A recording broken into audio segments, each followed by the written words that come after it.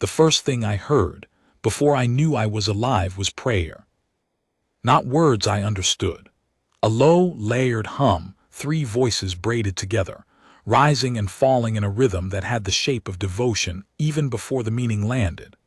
I lay in a soft gravity that wasn't quite Earth's, on a surface that gave a little under my shoulder blades like wet clay, and I listened to three aliens pray over me as if I were already dead. I opened my eyes and they stopped. The ceiling was a pale, veined dome, the color of the inside of a shell. Light came from no fixture I could see. Three figures stood around the slab I was lying on, tall and thin, with long pale faces and eyes set wide apart like the eyes of a horse. Their hands had 4 fingers and a thumb that hinged at the wrong place. They wore something between a robe and a smock, dyed the soft green of riverbed moss. The tallest one took a step back when I blinked. The shortest one made a sound in her throat that I would later learn was the sound their species makes instead of weeping. I tried to speak. My mouth was dry as paper and tasted of iron. "Where?" I said. It came out as a croak.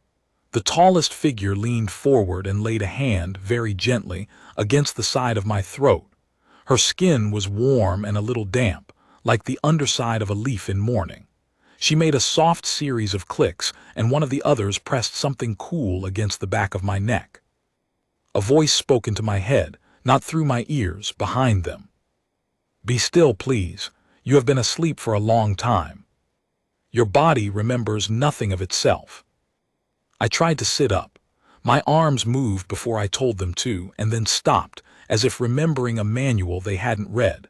I looked down and saw a body I half recognized, lean, pale, scarred at the shoulder and at the ribs in places I knew without being told.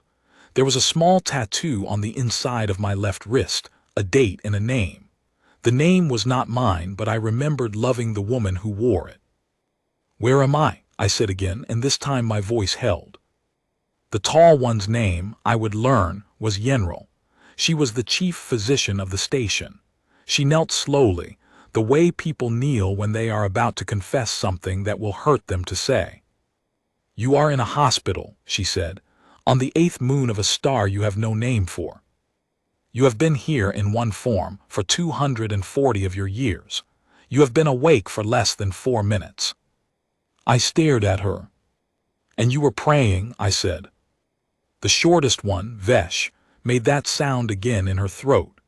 Yenril's wide eyes closed for a moment, and when they opened, they had the look of someone who had finally been caught at something.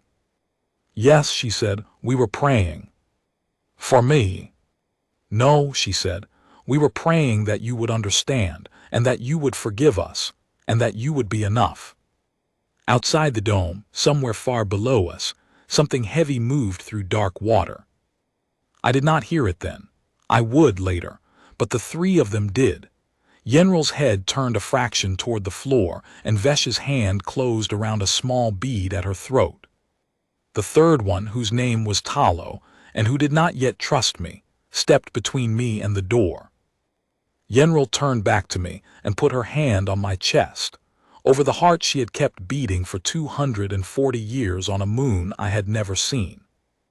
"There is much to tell you," she said, "and we have very little time." The station was old. I learned that before I learned anything else. The corridors had the slumped, settled look of a building that had been beautiful once and was now being kept alive by sentiment and patchwork. The ceilings sagged in places. Tiles had been pried up and relaid by hands less skilled than the ones that had first laid them. The lights flickered in the long hallways the way lights flicker in old hotels by the sea, where the salt has gotten into everything, and the manager has stopped pretending he can keep it out. It had been a research station, then a sanatorium, then for a long time nothing. Now it was 4 people and me. Yenril walked me through it slowly. My legs remembered walking, which was a small grace. Every other thing about my body felt borrowed. I kept catching my own reflection in the dark panels along the walls and not recognizing the man inside it. He was 35. He had a small scar bisecting his left eyebrow. He had the hands of someone who had worked with them. What was my name? I asked her in the long hall above the sea. Caleb Maurer, she said. How do you know? Because we wrote it down, she said, when we took you. She did not stop walking. She did not soften it. She delivered it the way a doctor delivers a diagnosis they have been carrying for too long, flat and clean, with the kindness of finally setting it down. We came to a window. It looked out over a sea. I say sea because I have no better word. It was a vast, slow, ink-dark plain, and where it met the rocks below the station it did not crash so much as sigh. The horizon was wrong, curved too sharply, and above it hung a banded gas giant that took up a third of the sky, its great red eye half-lidded behind storm bands the color of bruises. 2 small moons crossed its face as I watched. The light that fell on the water was not the light of any sun I had ever stood under. It was the cold, second-hand light of a giant world burning very far away. This is methane, Yenril said, of the sea, and ammonia and other things. It is very cold. Nothing should live in it. But something does, I said. She did not answer. I pressed my forehead to the glass. The cold of it ran into my skull like a wire. How did I get here? I said.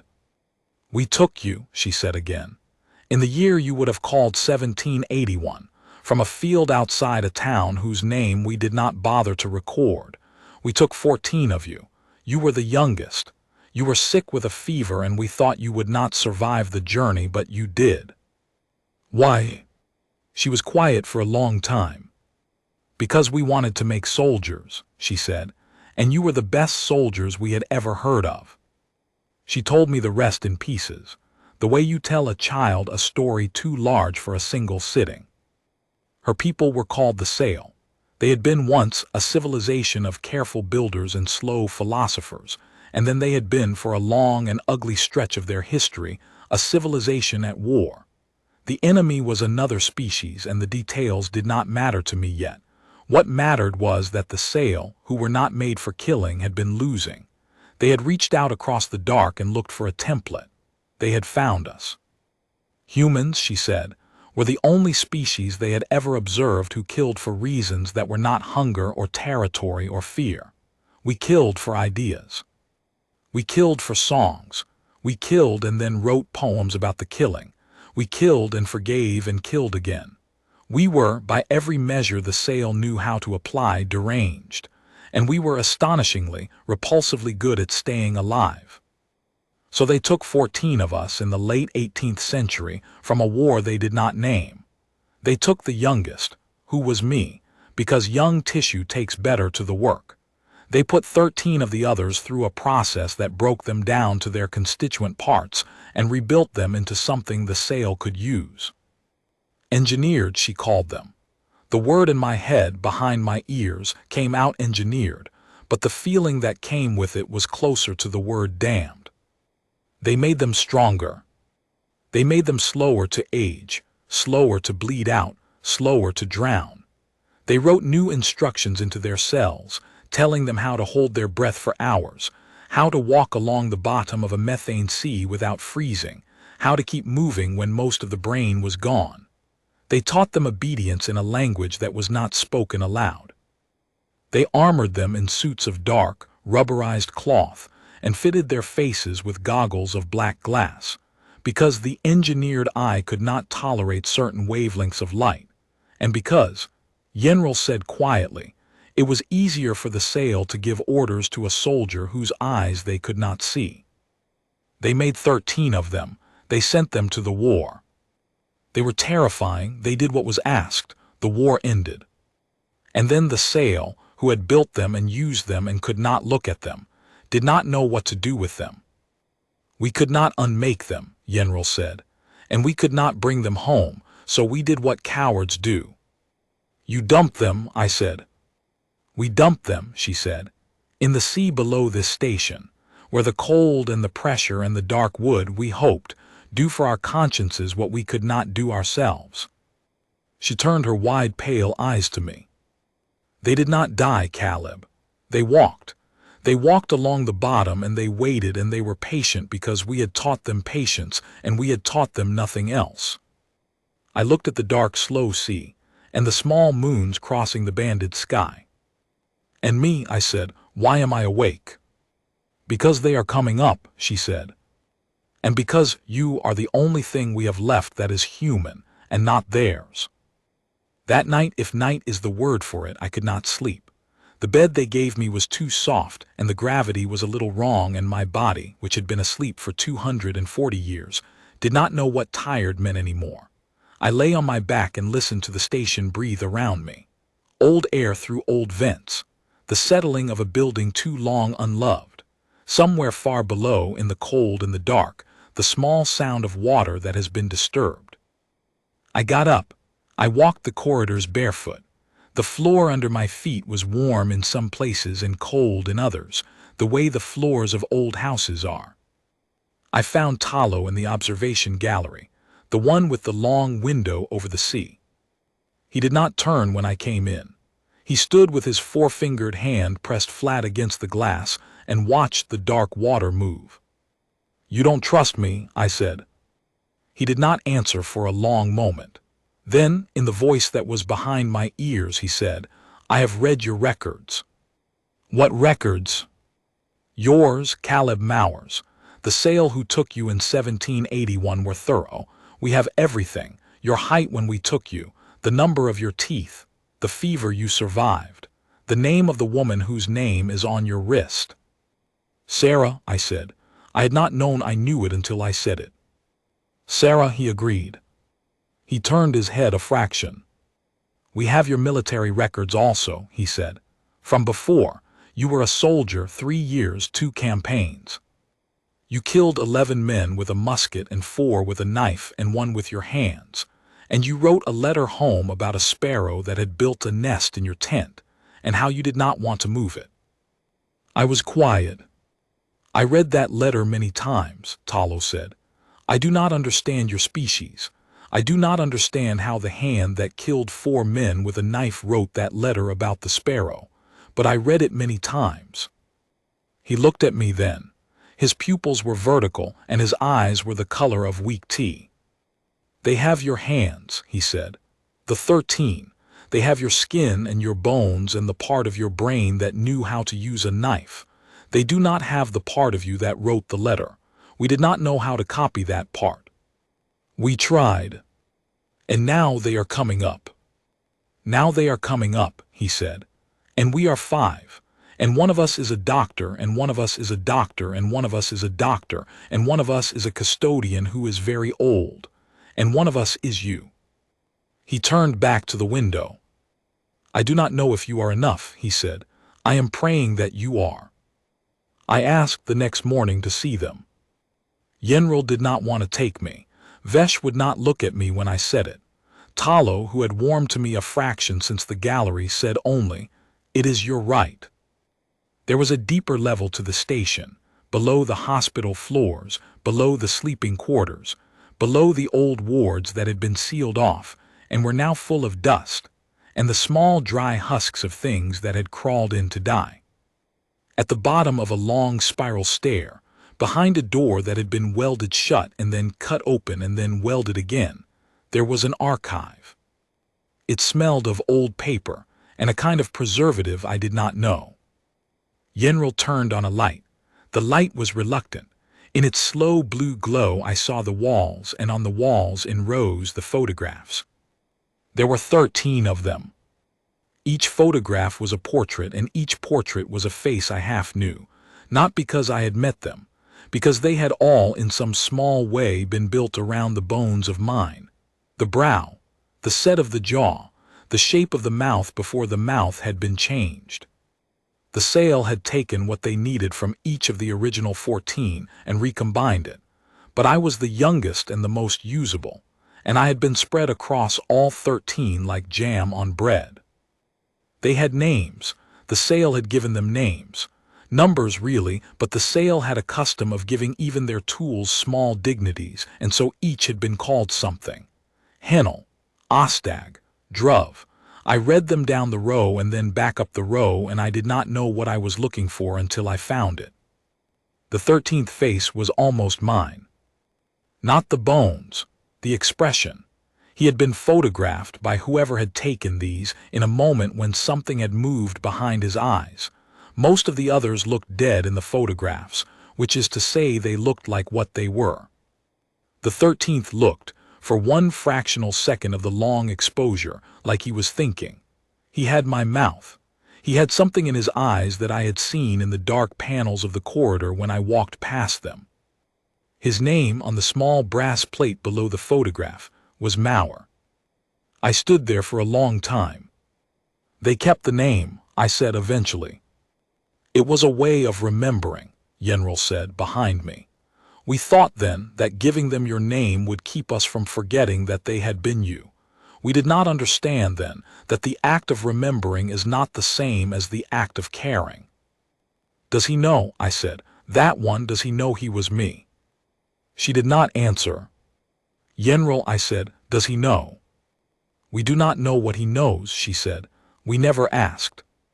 We never could ask. He does not speak. None of them speak. I touched the glass over his face. It was cool. Below us, somewhere in the dark sea below the station, my brother, who was not my brother, walked the cold floor and waited. They came up 2 nights later. I was in the kitchen when the first alarm sounded. Vesh had been teaching me to eat their food.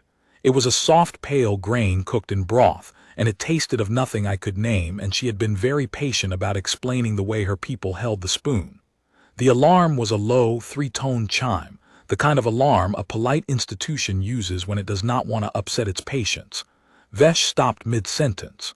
Her hand froze halfway to her mouth. The spoon trembled. "Get up," she said. The chime sounded again, and again. And then it did not stop. I got up. The station's lower lights had gone red.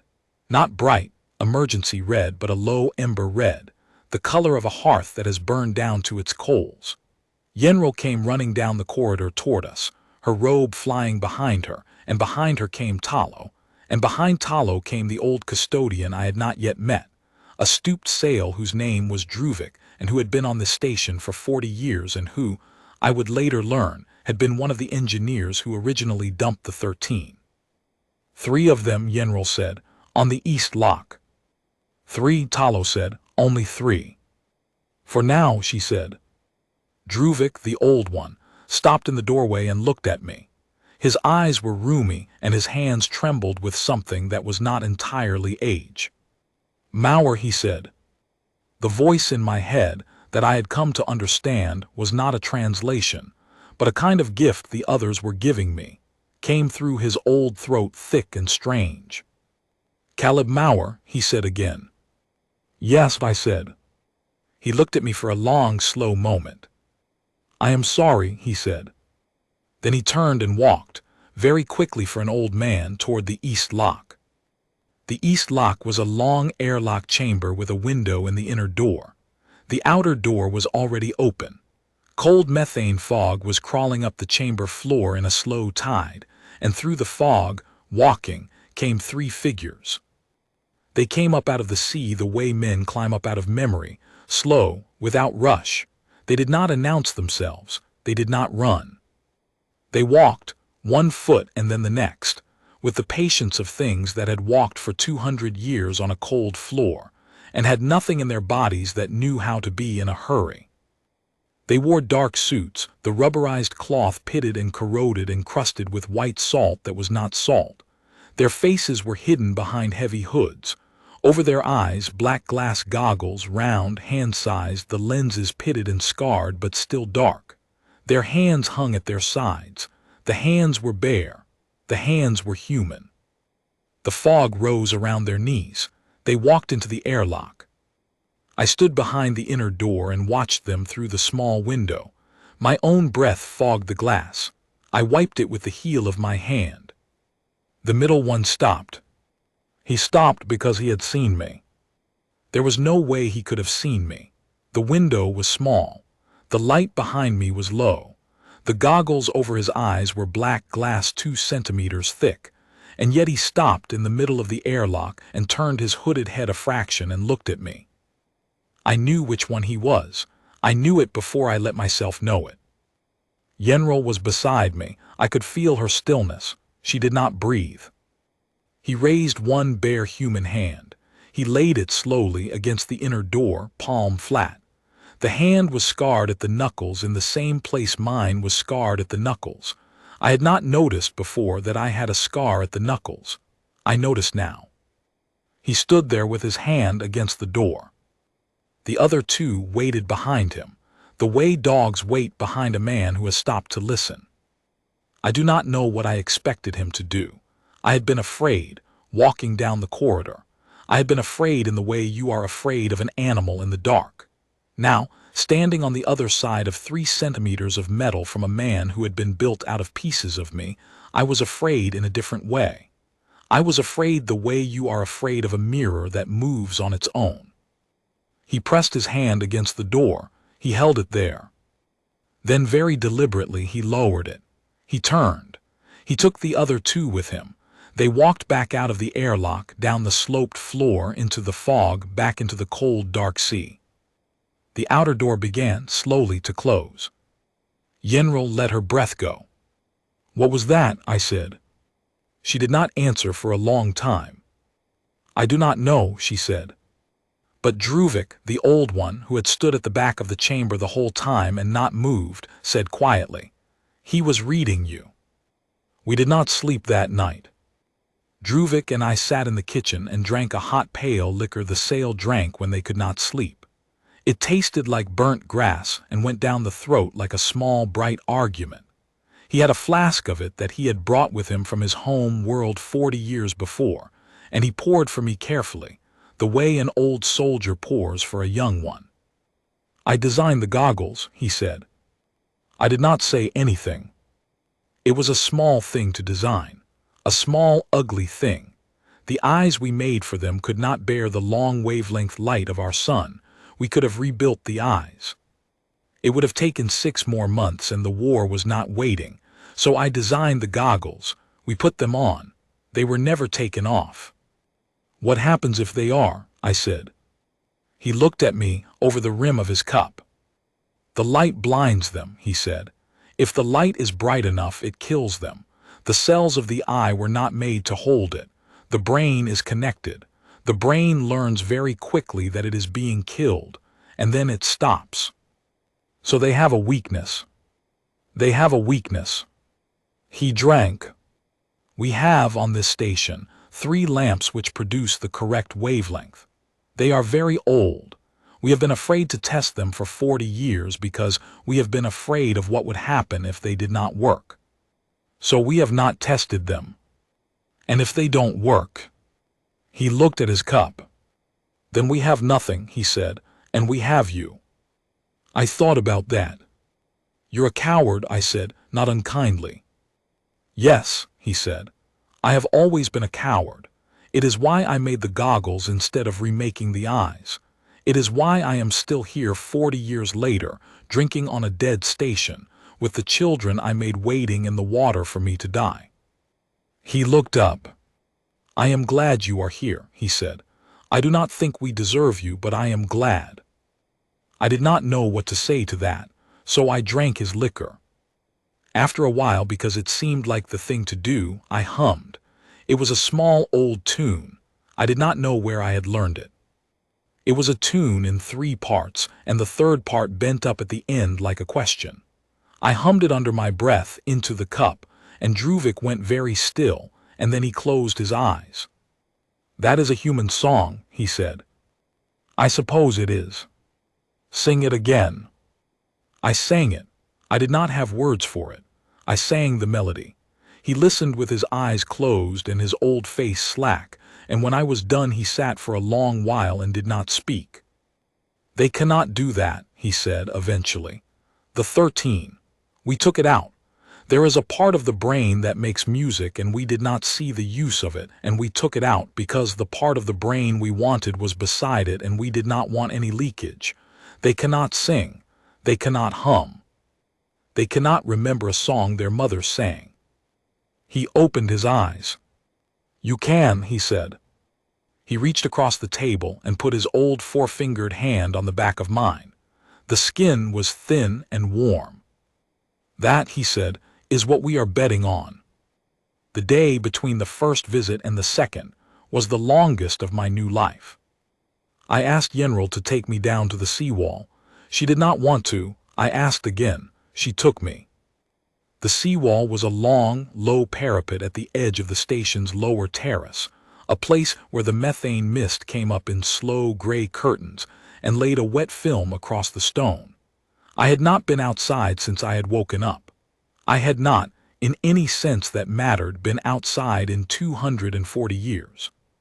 The air was thin and cold, and it smelled of something between sulfur and old churches, and the gravity was a little lighter than I would have wanted, and I stood at the parapet in a borrowed sail coat that was too long in the sleeves, and I looked down. The water was very still. It was not water. I kept calling it water in my mind because my mind needed a word, and water was the word. It was dark and thick and slow, and it moved in the way that very cold liquids move, with a kind of reluctance, as though it had been a long time since anything had asked it to. The mist rose off it in soft pale columns.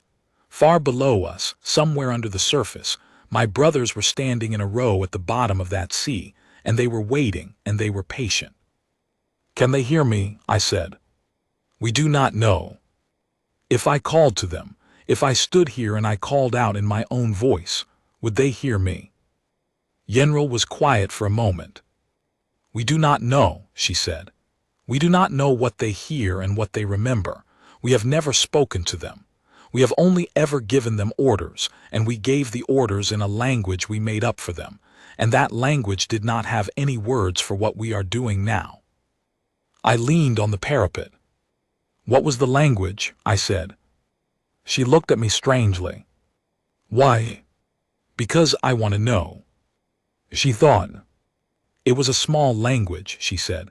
"Perhaps 300 words. They were all verbs. We did not give them nouns.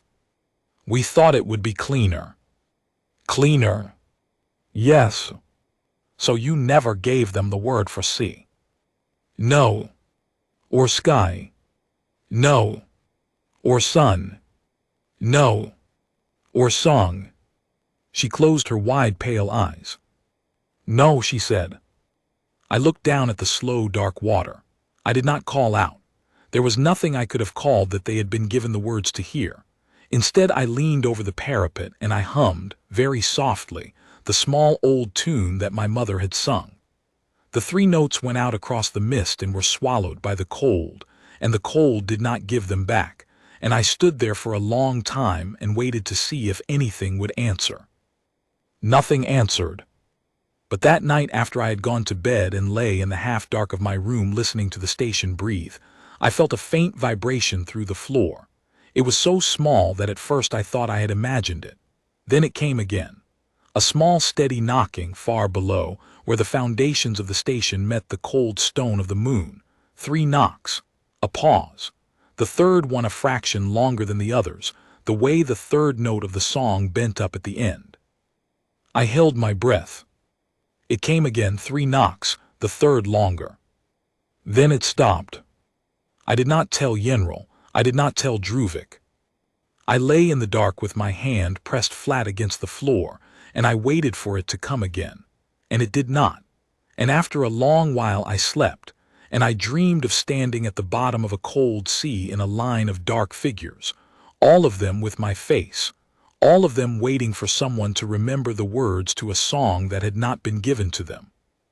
In the morning, Vesh found me in the kitchen, sitting with my hands wrapped around a cup that had gone cold an hour ago. She was the youngest of them, younger than Yenril by a great deal, young enough that her hands still had the smooth, unmarked look of hands that had not yet learned to grip a knife properly. She sat down across from me. She did not say anything for a long time. She just sat with me, the way sails sit when they want you to know that they are with you and that you are not alone. "You did not sleep," she said at last. "No, I do not sleep either." She looked at her own hands. "I was born here," she said. I looked up at her. On this station. Yes. My mother was assigned to this station, and she was already with child when she came, and she gave birth to me here, and she died here when I was 11, and I have been here ever since. I am 34 of your years old. I have never stood under a sun. I stared at her. Why are you telling me this? I said. She did not answer at first. Then she reached across the table and laid her four-fingered hand on top of mine. Her skin was cool. It was always cool. Because last night I heard the knocking too, she said. And I am not afraid of you. And I want you to know that someone in this place is not afraid of you. That is all. I closed my eyes. After a while she got up and made me a fresh cup of the soft pale grain in broth, and she set it in front of me, and she sat down again and ate her own breakfast quietly, and we did not speak again until the alarm sounded. The lamps did not work. Druvik had spent the day with Vesh in the lower bay, taking the old housings apart, cleaning the elements, weeping quietly into his sleeve when he thought I could not see. When the 3 lamps were ready, they were set on the floor of the east lock in a triangle. The plan was simple. The plan was always going to be simple. You let them in. You hit the lamps, you watch them stop. The 7 came up out of the sea and walked into the airlock, and Druvik, with his hand shaking on the switch, fired the lamps. A great clean light filled the chamber. White, almost violet at the edges, the color of a sun seen through ice. It poured into the airlock and lit the 7 figures from below in long upward shadows. They did not stop. They walked forward through the light. Their goggles caught the glare and threw it back as small bright discs. Their bodies did not falter. The light passed over them and through them and did nothing. No, Druvik said. No, no, no. The wavelength, Yenril said, her voice tight. The wavelength is wrong. They have adapted. 200 years in the dark, and they have adapted. Close the inner door, Talo said. Close the inner door, Yenril said. The inner door closed. The 7 walked up to it and stopped. They stood in the bright light, unmoving, unbothered, their gloved hands at their sides, their goggled faces lifted slightly as if they were listening. The middle one, who was the one who had pressed his hand against the door the night before, lifted his head. He took off his goggles. He did it slowly, the way a man takes off a hat in church. He reached up with both bare, scarred hands and undid the strap at the back of his hood and lifted the heavy glass discs away from his eyes. The light of the lamps fell on his face. His eyes were mine.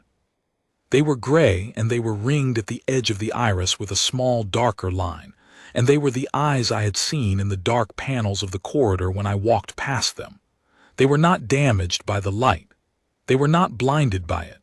They blinked once, and they looked through the small window of the inner door at me, and they saw me. He smiled.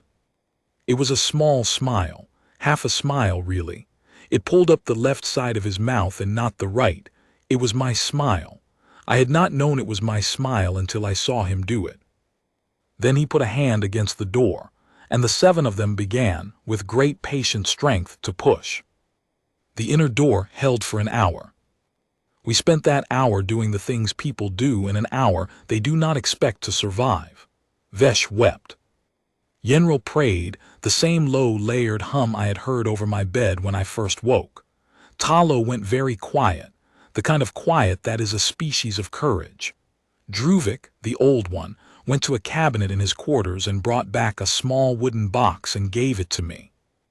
Inside the box was a knife.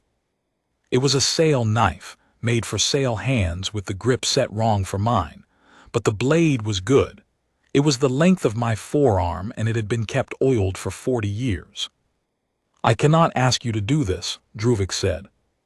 You aren't asking, I said. No, he said, I am not. He sat down on a low bench. He looked very old in the red light.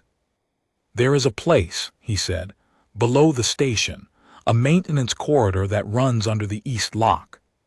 If the door fails, they will come up through the corridors. They will move slowly because they always move slowly, and they will spread out because that is what we taught them. but there is one place they must pass through to reach the upper levels. A junction, a narrow place. You want me to wait there. I want you to wait there. With a knife. With a knife. I turned the blade in my hand. It was beautifully made. It had the slight curve of a tool whose makers had thought a great deal about the geometry of cutting. And the lamps, I said. The lamps were a guess, he said. We had only ever guessed. They were always going to adapt. We knew in some part of us that they would have adapted. We did not want to know. And me, I said, why won't I adapt? He looked up. Because you were not made, he said. You were born. The part of you that is afraid of the light is the same part that loves the light. You cannot adapt away from that. It is the whole of you. I thought about Sarah. I thought about the sparrow in the tent. I thought about the woman whose name was tattooed on my wrist and whom I had not seen in 240 years, and who had been dead for 210 of them. Druvik, I said. Yes. If I do this, if I go down there and I do this, will you sit with me after? His old eyes filled. Yes, he said, I will sit with you. I will sit with you for as long as you want. The narrow place was as he described it. A maintenance corridor with a low ceiling, the walls closed together, the floor wet with condensation. The lights were old and they flickered, and the air smelled of cold metal and the faint chemical sweetness of the methane below. I crouched in a recess where a pipe came down through the ceiling, and I waited, and I listened to the long, slow sound of the station above me, dying, and the slow, patient sound of footsteps coming up from below. They came one at a time, because the corridor was narrow. The first one came around the bend with his goggles back on and his hood up and his pace as steady as a clock. I stepped out behind him and put the knife in below his ear and pulled it across and rode him down to the floor. He did not fight. He did not cry out. He had not been taught to cry out. He went heavy and quiet against me, and the methane smell of him rose up around me like cold breath, and I held him until he stopped moving, and then I laid him down very gently and closed his eyes with the heel of my hand because I could not help myself. The second one was harder. He had heard somehow the small wet sound the first one made when he fell.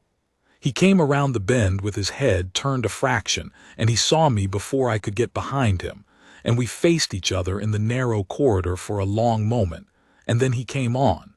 He came on without changing his pace. He walked at me at the same patient speed he had walked through the sea, and I did the thing I had not done in 240 years and had done 100 times before that, and the knife went where I sent it, and he went down, and I stood over him and breathed. The third was the one with my smile. He came around the bend without his goggles. He stopped when he saw me. He looked at me with my own eyes. He stood in the narrow corridor and he looked at me, and his face did the small half thing that was my smile, and he raised his hand and laid it flat against the wall beside him, the way he had laid it against the airlock door, and he waited. He was waiting, I understood, for me to do what I had come down here to do. I could not move. I had killed 11 men with a musket and 4 with a knife and 1 with my hands, and I had written a letter home about a sparrow, and I had loved a woman named Sarah, and I had been carried across the dark for 240 years in a glass tank by a species that did not know what to do with what they had made of me, and I stood in a narrow corridor in a dying station on a moon I had no name for, and I looked at my brother who was not my brother, and I could not move. He waited. He was very patient. He had been built to be patient. He stood with his hand against the wall and his half-smile on his face, and he waited for me to be the part of him that he had not been allowed to be. Then he hummed. It was a small sound, a scratch of a sound, 3 notes. The third bent up at the end, like a question. It was the tune I had hummed to Druvik in the kitchen. I do not know how he knew it. I do not know if the part of him that could not sing had, somehow, somewhere, kept the bones of it, and the hearing of me hum it through whatever long distance connects a man to the things made of him had given him back, for 1 second, the song his mother sang. I do not know. I will never know. He hummed 3 notes and the third bent up at the end, and he looked at me with my eyes and he waited. I stepped forward. I did not put the knife in him. I put my hand on his face. His skin was cold, cold as the sea. But under it faintly was the warmth that comes from a body that has not stopped, that is still keeping itself alive against all sense. And I held my hand there, and he closed his eyes and he leaned very slightly into my palm. I am sorry, I said. He made no sound. I am sorry, brother, I said. I am sorry they did this to you. I am sorry they did this to me. I am sorry I cannot take you home because there is no home. I am sorry. He opened his eyes. He took my other hand, the one with the knife in his, and he lifted it slowly, and he set the point of the knife against the soft place under his own jaw, and he held it there and he looked at me. I understood. Forgive me, I said. He pressed my hand toward him. There were 10 more after him. They were easier. I will not tell you that they were easier in the way that a thing becomes easier the more you do it, because that is the lie soldiers tell. I will tell you that they were easier because he had been the hardest, and after him, there was nothing in me that could be reached, and the part of me that did the work was the part Druvik had said could not be copied, the part that holds the knife and writes the letter and is somehow both. I worked through the night. The narrow corridor filled with them, and I dragged them aside one at a time and laid them along the wall and closed their eyes when I could, and I hummed the small old tune through my teeth while I worked, because there was no one to hear me but them, and they were the ones who most needed to hear it. When the last one came, I did not see him at first. He had circled.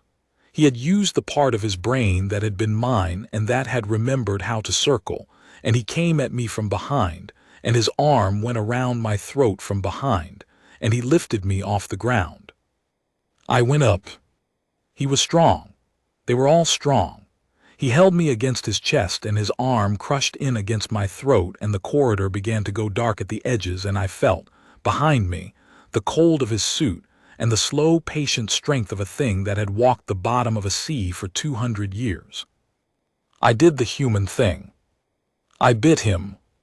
I bit him through the cloth at his arm, where the suit had worn thin at the elbow joint, and my teeth went into the thin layer of him, and I tasted the cold copper of his blood, and he flinched.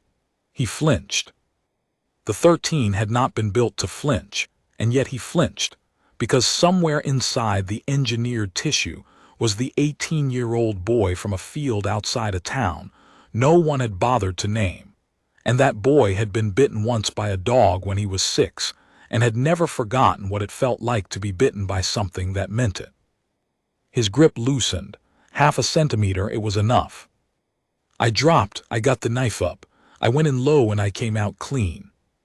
He stood over me for a moment, swaying. Then he sat down against the wall, very carefully, the way an old man sits down at the end of a long day, and he died with his hands in his lap. It was Druvik who came down to find me. He came alone, with a lantern, walking very slowly, his old legs unsteady on the wet floor. He stopped at the mouth of the narrow corridor, and he saw what was there, the long line of them laid against the wall with their goggles off and their eyes closed, and he made the sound in his throat that was Sale weeping, and he did not look away. He came and sat down beside me. I was sitting against the wall beside the last one. The knife was in my lap. My hands were not shaking, which surprised me. I had expected my hands to shake. He sat, he did not speak. After a while he took the small flask from inside his robe and poured a little of the pale liquor into the cap and handed it to me. I drank it. It still tasted like burnt grass and a small bright argument. I am here, he said. I will sit with you for as long as you want. I looked at him. They knew me, I said. Yes, he said. He knew the song. Yes. I did not cry. I do not know why. I think the tears had been used up a long time ago, in a body that was not quite the same as the one that had grown them. I sat against the wall beside my brother who was not my brother, and I held the empty cup in my hand, and I watched the lantern light move on the wet ceiling, and Druvik sat with me and did not speak, and did not look away. After a long while he said, "There are others. Others. Other moons, other seas. We did not only dump them here." I closed my eyes. "How many?" I said. He was quiet for a moment. "Many," he said. I opened my eyes. I looked at the long line of the 13, laid along the wall like the photographs they had been. I thought about Sarah. I thought about the sparrow. I thought about a small old tune that bent up at the end like a question. "Druvik," I said. "Yes." "Tell your people to wake the others up, the other natural ones. The 13 others you took with me. Wake them up. If they are still alive in their tanks, wake them up. They will be afraid and they will be angry and they will want to go home, and there is no home and they will hate you. I know. I know all of it." He waited. "But they are needed," I said. "Wake them up. I will talk to them. I will tell them what I have done. I will tell them what is waiting in the other seas, and then we will go." "You will go," he said. "Where will you go?" I looked at him. "To the other seas," I said, "and the ones after, as many as there are. We will go to each one, and we will go down into it, and we will find them, and we will sit with them, and we will hum the song they were not allowed to sing, and we will give them the only thing we can give them, which is the choice, and if they want it, we will give it to them." He stared at me. "That will take," he said slowly, "a very long time." "Yes," I said. "You will not survive it." "I do not think I will, no." "Caleb." "Druvik." He looked at me with his old wet eyes. "Why?" he said. I thought about it for a long time. I thought about it for as long as I had thought about anything. The lantern light moved on the wet ceiling. Below us, somewhere in the cold sea, the slow dark water was very quiet now, because there was nothing in it walking, because all of the things that had walked were here in the corridor with us.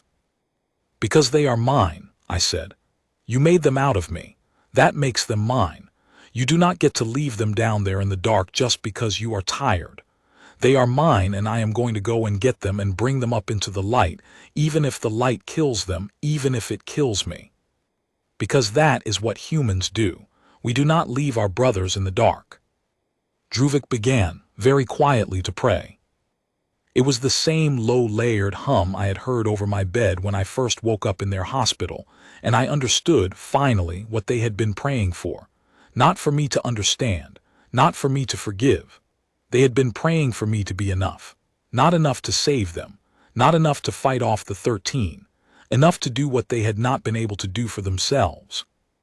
They had built monsters out of a human boy. They had thrown those monsters into the dark. They had spent 240 years on a slowly rotting station above a methane sea, waiting for the courage to go down and bring them back, and they had not found it, because they were not the species who could find it. So they had woken me up, and they had prayed. I drank the last of his liquor, and I stood up, on legs that were tired in a way that was new, and I held out my hand to him. He took it. He stood up. We walked back up through the station together, past the sealed wards and the dusty corridors and the photographs in the archive, past the kitchen where Vesh sat with her four-fingered hands folded in her lap, past the gallery where Talo stood at the long window and watched the sea go quiet, past the room where Yenril was on her knees, still praying, even though she did not know yet that the prayer had been answered. We walked up to the dome where I had woken up, 240 years after they had taken me from a field whose name no one had bothered to record. I stood under the pale veined ceiling, and I looked at the four of them, the doctors and the custodian who had built and broken and kept me, and I said, "Wake the others." They went, all four of them, to do it. I sat on the edge of the slab where I had first woken up. My hands were still steady. The small tune was still in my throat. Outside, above the banded gas giant and its bruised storms, the smallest of the moons was rising, and its light, second-hand and cold and old, came in through the window and lay across the floor in a long pale line. It took them 3 days to bring the others up. The 13 others had been kept in a deeper part of the station than the one I had been kept in. They had been in older tanks, in a vault that had been sealed since before Druvik had been born. Yenril and Vesh and Talo worked in shifts and did not eat, and Druvik, the old one, sat at the door of the vault and read out names in a small, steady voice as each tank was opened. The names were the names the Sale had written down in 1781, in a field outside a town, whose name they had not bothered to record. Sarah was the first. I had not let myself think it. I had not let myself even hold the possibility of it in the part of my mind where possibilities live. But when Druvik came up out of the deep level on the second day with his old face wet and said, "Caleb, Caleb, come down," I knew before I had taken the first step. She was in a tank in the 3rd row. She had been the second youngest of the 14, and the Sale had taken her too because she had been with me in the field when they came. I had not known. I had not let myself know. The Sale had separated us when they put us in the tanks because they did not understand attachment, and they had not put it in the records I had been allowed to see, because they had not understood that the records of me were also records of her. She woke up the way I had woken up, slowly, with the long, confused breath of someone climbing up out of a sleep that has had no dreams. Yenril was at her side with the same gentle hand against her throat, and I stood at the foot of the tank, and I could not move, and I could not speak, and the tattoo on the inside of my left wrist throbbed with the weight of a name I had been carrying for 240 years. She opened her eyes. She did not know me at first. The body she was in remembered nothing. The mind that the Sale had folded carefully back into the cells did not yet know how to look out through them. She blinked at the pale, veined ceiling and at the strange, tall, thin figures around her bed, and she made the small, frightened sound that a person makes when they wake in a place that should not exist. Then she saw me. I do not know what she saw. I do not know if my face had stayed enough like itself across 2 centuries that she knew it on sight. I know that her eyes found mine and they stopped, and they did not move from mine, and she said, in a voice that had not been used in 240 years and was therefore as fresh as a girl's, "Caleb." I did not say anything. I sat down on the edge of her tank. I took her hand. I held it. Yenril left the room. Vesh left the room. Druvik left last, with his old face turned away, and the door slid closed behind him. And Sarah and I were alone in a room above a methane sea on the 8th moon of a star that had no name, 240 years after we had stood together in a field outside a town that no one had bothered to record. She did not ask where we were. Not then. She would later. There would be time for all of it later. She lay in the tank and she looked at me and she held my hand, and after a long quiet while she said, "There is a song in my head. I cannot remember the words." I hummed the 3 notes, the third bent up at the end. She closed her eyes.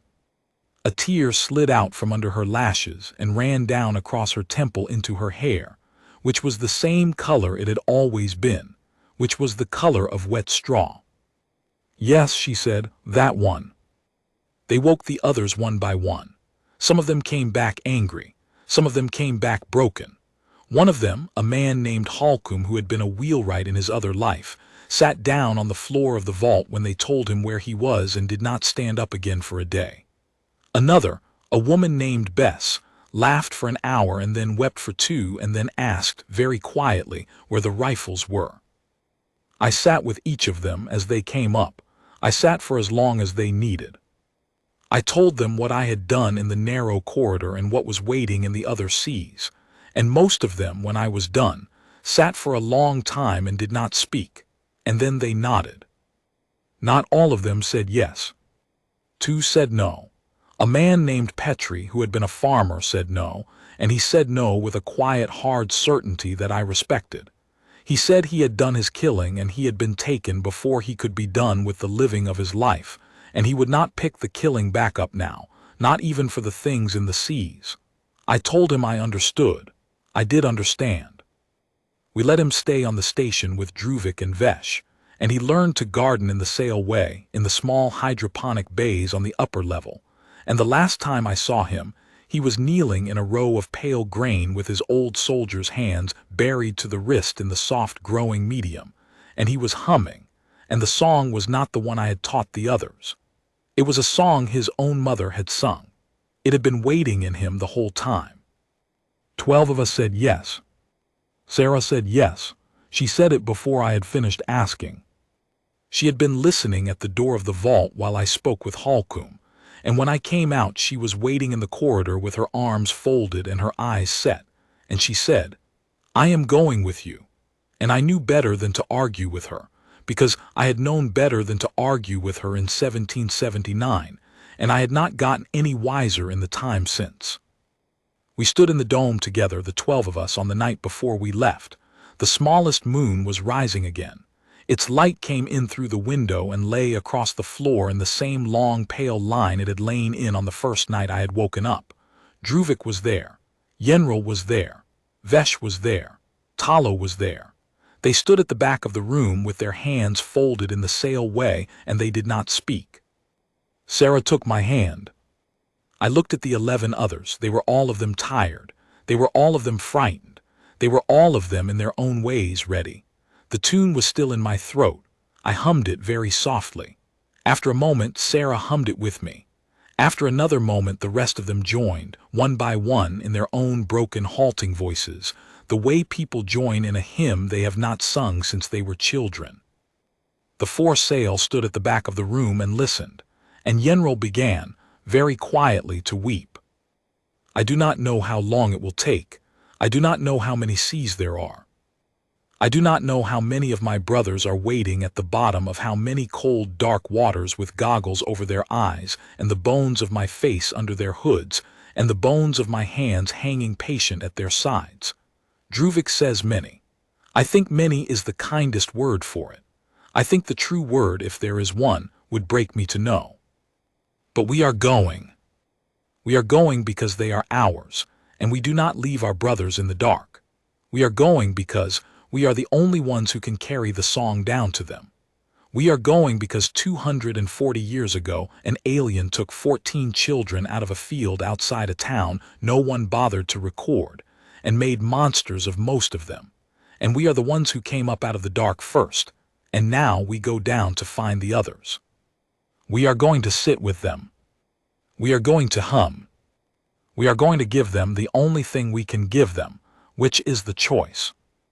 And when the last one is gone, when the last cold sea is empty, when the last goggled face has been lifted off, and the last set of eyes has looked at us with my eyes and her eyes and Halkum's eyes and Bess's eyes, when there is nothing left in any of the dark waters of any of the moons of any of the worlds the sail found in their long retreat, then we will sit down on whatever shore is closest, and we will look up at whatever sun is nearest, and we will rest.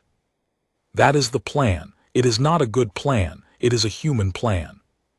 The smallest moon was rising. The pale line of light moved across the floor of the dome. Sarah's hand was in mine. The sail at the back of the room were praying again, the same low-layered hum, and this time I understood every word of it, although it was in no language I had ever been taught.